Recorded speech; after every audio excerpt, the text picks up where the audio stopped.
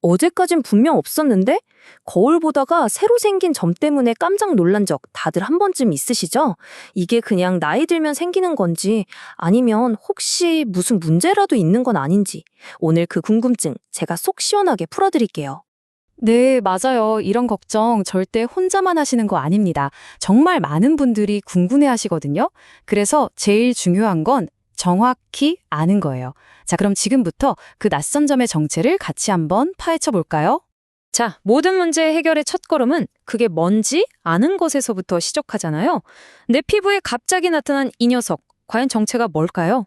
우리가 보통 검버섯이라고 부르는 거 있잖아요. 이게 의학적으로는 지루각화증이라는 좀 어려운 이름을 가지고 있어요. 근데 이름이 어렵다고 덜컥 겁먹으실 필요는 전혀 없습니다. 가장 중요한 핵심, 이건 암이 아니라는 거예요. 그러니까 양성종양이라는 말인데 쉽게 말하면 그냥 나이가 들면서 자연스럽게 생길 수 있는 아주 흔하고 대부분은 착한 혹 같은 거라고 생각하시면 돼요. 근데 이게 기미인지 죽은 깨인지 검버섯인지 사실 좀 헷갈리잖아요. 자, 여기 보시면 차이가 확 느껴지실 거예요. 검버섯은 보통 크기가 좀 더 크고 색도 진하죠. 그리고 만져보면 살짝 오돌토돌한 약간 사마귀 같은 느낌이 들 때가 많아요. 반면에 기미나 죽은 깨는 훨씬 작고 피부에 착 붙어서 평평하고 매끄럽다는 차이가 있습니다. 자, 여기서 아주 재밌고 중요한 특징이 하나 나옵니다. 검버섯이 주로 어디에 생기냐면 햇빛을 많이 보는 얼굴, 가슴, 등, 팔 이런 곳이거든요. 그런데 아주 결정적인 단서가 있어요. 바로 손바닥이나 발바닥에는 절대로 생기지 않는다는 겁니다. 이것만 딱 기억해 두셔도 이거 검버섯 맞나? 하고 구분할 때 정말 큰 도움이 될 거예요. 좋아요. 이제 검버섯이 뭔지는 대충 알았는데 아마 다들 마음속에 가장 큰 질문이 이거일 거예요. 그래서 이거 위험한 거 아니야? 맞죠? 이제 그 핵심 질문에 답을 찾아보겠습니다. 대부분의 검버섯은 아까 말씀드린 것처럼 그냥 지켜봐도 괜찮아요. 하지만 우리 몸이 보내는 몇 가지 경고 신호는 절대 무시하면 안 됩니다. 여기 표에 나온 것처럼 갑자기 막 미친 듯이 커진다거나 건드렸는데 피가 난다거나 아니면 정말 갑자기 온몸에 수십 개가 우두두 생겨난다. 이건 좀 다른 이야기입니다. 단순한 피부 노화가 아니라 피부암 같은 다른 종양일 수도 있고 심지어는 위암처럼 몸속 건강에 문제가 생겼다는 신호일 수도 있거든요. 그래서 이런 변화가 보이면 에이 괜찮겠지 하고 넘기지 마시고 무조건 병원에 가셔서 정확한 진단을 받아보셔야 합니다. 자, 이제 아마 많은 분들이 한 번쯤은 이거 진짠가? 하고 혹하셨을 만한 이야기로 넘어가 볼게요. 맞습니다. SNS만 열면 쏟아지는 그 기적의 크림, 검버섯 지우개에 대한 진실을 파헤쳐 보겠습니다. 어디서 많이 들어보셨죠? 단 한 번 사용으로 지긋지긋한 검버섯, 쥐젖이 순식간에 싹 사라집니다. 막 이런 광고 문구요. 와, 정말 듣기만 해도 너무 솔깃해서 나도 모르게 손가락이 구매하기 버튼으로 가잖아요. 바로 그 광고들 말이에요. 자, 그럼 이 광고들에 대한 정답을 바로 보여드리겠습니다. 결론부터 딱 말씀드릴게요. 이런 제품들 온라인에서 파는 것 자체가 불법입니다. 네, 잘못 들으신 거 아니에요. 명백한 불법입니다. 아니, 왜 불법이냐고요? 제가 명확하게 짚어드릴게요. 우리나라 식약처 공식 발표에 따르면요.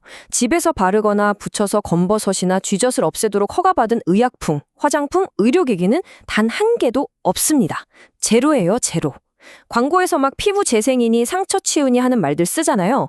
그거 다 화장품이 쓰면 안 되는 의학적인 표현들이거든요. 결국 정체 모를 강한 산성 성분 같은 걸로 피부를 그냥 지져서 태워버리는 거나 마찬가지예요. 결과는요? 당연히 심박한 접촉성 피부염이나 감염, 지워지지 않는 흉터만 남을 수 있다는 거죠. 아니, 그럼 어쩌라는 거냐? 방법이 아예 없는 거냐? 이렇게 생각하실 수 있죠. 아니요. 당연히 방법이 있습니다. 이제 그런 가짜 희망은 딱 버리시고요. 병원에서 안전하고 효과적으로 받을 수 있는 진짜 치료는 뭐가 있는지 제대로 한번 알아보겠습니다. 피부과에 가면요. 이렇게나 다양하고 검증된 방법들이 있어요. 우리가 제일 잘 아는 레이저로 정교하게 지져서 없애는 방법도 있고 IPL 같은 빛 에너지로 색소만 쏙쏙 골라서 파괴하기도 하고요. 심지어 액체 질소로 순간적으로 얼려서 떼어내는 방법도 있습니다. 이 중에서 어떤 게 나한테 제일 좋을지는 내 검버섯의 크기나 깊이, 위치 같은 걸 보고 의사 선생님이 가장 적절한 방법을 찾아주실 거예요. 사실 레이저라고 하면 뭔가 되게 아프고 무서울 것 같잖아요. 근데 생각보다 과정은 훨씬 간단해요. 자, 보세요. 먼저 시술할 부위에 마취 크림을 발라서 통증을 거의 못 느끼게 하고요. 한 30분에서 1시간 정도 있다가 의사 선생님이 레이저로 아주 정교하게 딱 문제 부위만 싹 제거합니다. 그러고 나서 바로 아이스팩 같은 걸로 시원하게 진정시켜주면 끝이에요. 어때요? 생각보다 정말 간단하죠? 자, 이렇게 시술이 잘 끝났습니다. 와, 이제 다 끝났다 하고 안심하시면 절대 안 됩니다. 사실 진짜 중요한 건 지금부터예요.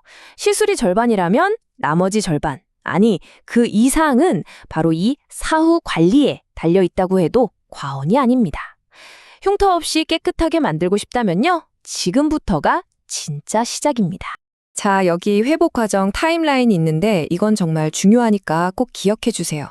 시술 받고 딱 하루, 24시간은 물이 닿지 않게 조심해야 하고요.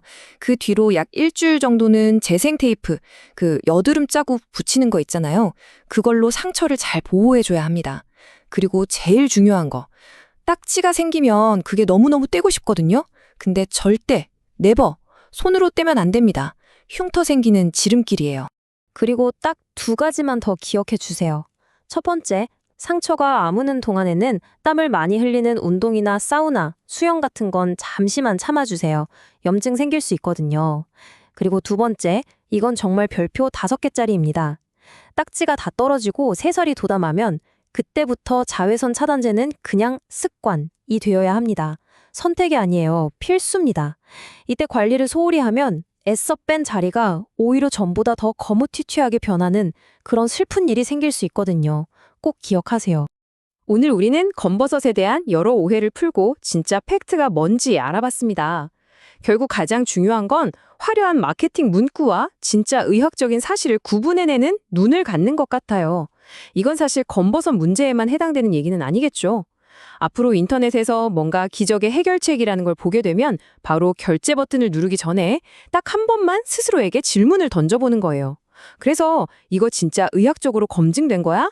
이 질문 하나가 여러분의 소중한 피부와 건강을 지키는 가장 강력하고 현명한 시작이 될 겁니다.